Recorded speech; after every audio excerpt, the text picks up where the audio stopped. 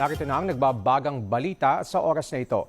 Hinikayat ni One Rider Party List Representative Bonifacio Busita ang Department of Transportation na ikonsidera sa PUV modernization ng pamahalaan ang mga sasakyang gawa sa Pilipinas.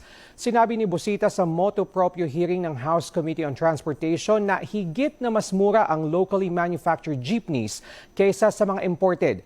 Anya, 17,000 piso lang ang monthly amortization ng mga jeep na gawa sa bansa, habang 40,000 pesos sa mga inangkat sa ibang bansa.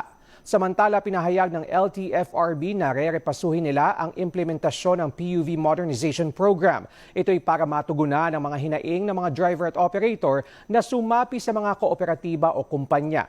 Sa harap ito ng panghihimok ng mga mambabata sa kawanihan matapos ireklamo ng ilang operators sa nasabing pagdinig na naagaw umano sa kanila ang pag-aari sa mga unit nila. At yan ang nagbabagang balita sa oras na ito. Ako po si Rafael Bosano.